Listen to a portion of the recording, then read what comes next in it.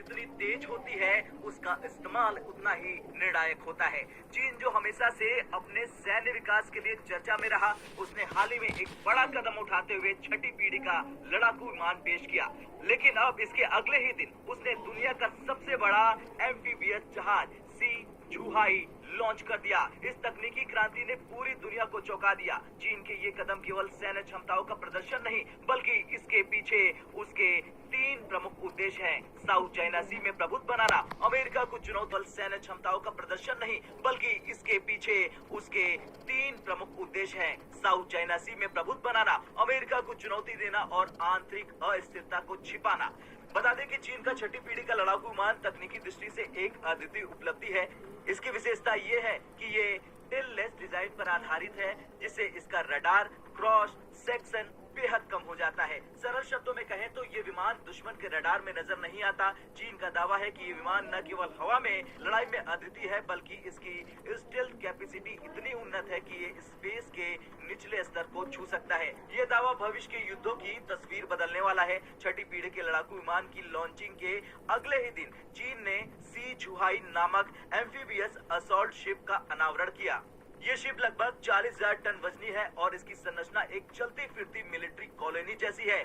इसके माध्यम से सैनिकों को समुद्र और हवाई मार्ग से किसी भी क्षेत्र में आसानी से तैनात किया जा सकता है। और इसीलिए चलिए अब ये समझते हैं कि सी चुहाई की क्या विशेषताएं हैं। दरअसल ये एक बार में हजारों सैनिक ले जाने में सक्षम है। इस पर से लड़ाकू विमान और हेलीकॉप्टर लॉन्च किए जा सकते हैं। ताइवान जैसे क्षेत्र पर हमला करने के लिए ये एक परफेक्ट हथियार है। बता दें कि चीन लगातार साउथ चाइना सी पर अपने दावे को मजबूत कर रहा। इस क्षेत्र में वियतनाम, फिलीपींस और मलेशिया जैसे देशों के साथ चीन का विवाद बढ़ता जा रहा।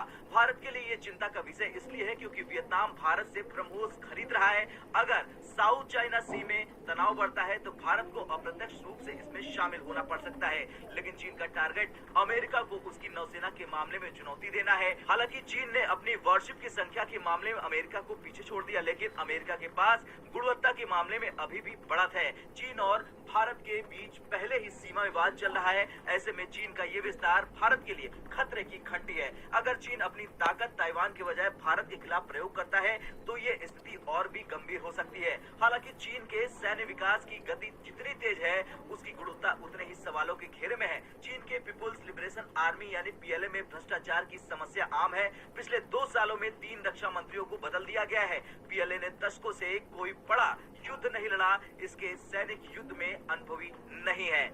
चीन की अर्थव्यवस्था कमजोर हो रही, इसके बावजूद ये अपनी सैन्य ताकत दिखाकर दुनिया को भ्रमित करने की कोशिश कर रहा। चीन के हथियारों की गुणवत्ता पर हमेशा से सवाल उठते रहे। उदाहरण के लिए अमेरिका के पास 11 न्यूक्लियर पावर्ड एयरक्राफ्ट कैरियर है, जबकि चीन के पास एक भी नहीं। चीन की तकनीक और अमेरिका की तकनीक के बीच जमीन आसमान का अंतर है। अगर भविष्य में युद्ध होता है तो ये देखना दिलचस्प होगा कि चीन के ये हथियार कितने प्रभावी होते हैं। खैर कुछ भी हो, चीन का छठी पीढ़ी का लड़ाकू विमान और एम्फीबियस शिप उसकी सैन्य शक्ति का प्रदर्शन है, लेकिन इसके पीछे उसके कई राजनीतिक और रणनीतिक उद्देश्य भी छिपे हुए हैं। भारत को इन घटनाओं से सतर्क रहकर अपनी तैयारी करनी होगी और ये कहना अब गलत नहीं होगा कि चीन के इन कदमों को नजरअंदाज करना भारत और विश्व के लिए बड़ी गलती साबित हो सकती है। अब आपका क्या कुछ कहना है चीन के इस कदम को लेकर, कमेंट कर जरूर बताएं।